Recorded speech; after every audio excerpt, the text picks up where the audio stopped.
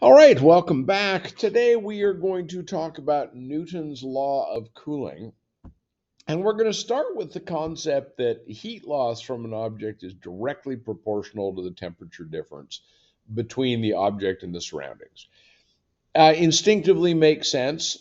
Turns out it's true. And it gives us this differential equation that the rate of change of temperature with respect to time is equal to negative of some uh, constant of cooling times the difference in temperature between object and surroundings. So let's go ahead and separate. We know that the difference in temperature is the difference of T minus Ts, which means we can write the first equation as the rate of change of that temperature with respect to time is equal to negative K times T minus T sub S. And we know this because T sub S is a constant. And the rate of change of a constant is zero. So basically, we're saying we can just shove a constant in there and it doesn't change the rate of change. So we're okay with that. And it's going to make our calculations a little bit easier moving forward. So we could do all the separable variables, but I'm going to actually skip all of that stuff. You've seen it in previous videos. And what we end up with is that the temperature of an object minus the temperature of its surroundings is equal to the initial temperature minus the temperature of the surroundings, e to the negative kt. And this is the temperature at t equals 0.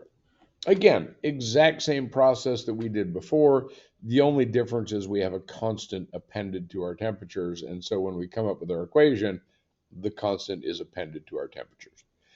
So let's take a quick example. By the way, here, let's do this. There we go. Newton's law of cooling. That's the formula. Write it down. Define the variables. T is the object. T sub S is the surrounding. T sub naught is the temperature at time equals 0. And K is the cooling constant. All right, quick example. Let's look at an egg. We have a hard-boiled egg. This is example, not excerpt. Example 6.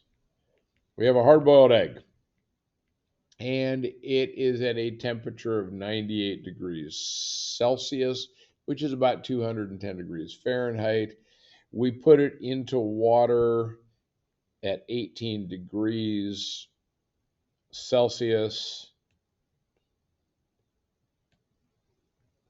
which is about 65-degree water, because we want to cool off the egg that we have just taken off the stove. After 5 minutes, so we're given a data point, the egg is at 38 degrees. Really? What happened there? 38 degrees Celsius. So let's see. Let's do a little data collection here. We've got time 0, 98 degrees. We've got time 5, 38 degrees. I said 5. I didn't put a 5 there. This is our T sub naught. This is some temperature T.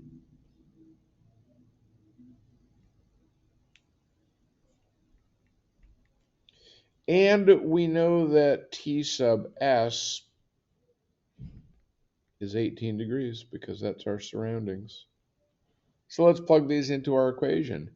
T minus 18 equals T sub naught minus 18 times e to the negative kt.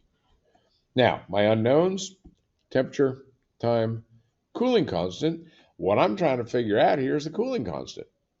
Because I have a data point, 38 minus 18 equals 80 e to the negative k times 5. So what do I get? I get that k is equal to negative 1/5 natural log of 20 over 80. Let's rewrite that natural log to look more. Again, 38 minus 18, 20. Divide by 80 gives me 20 over 80. Natural log of both sides.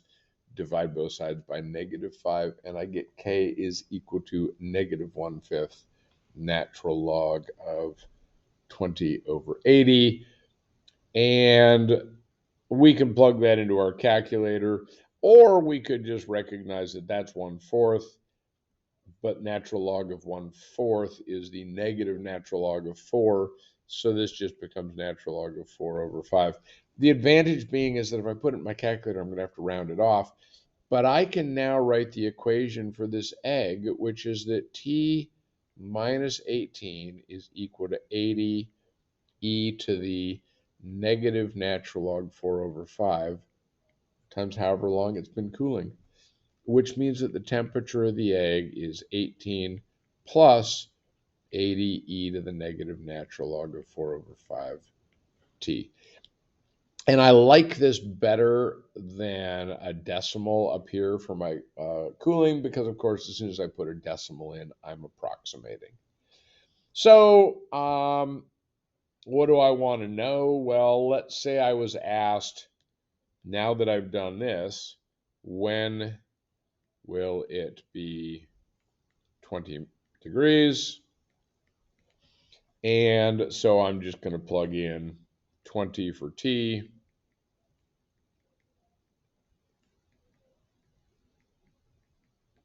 Subtract 18, divide by 80, natural log of both sides, divide by negative natural log of 4 over 5, and I get t at approximately 13.3 minutes is when it will be at 20 degrees Celsius.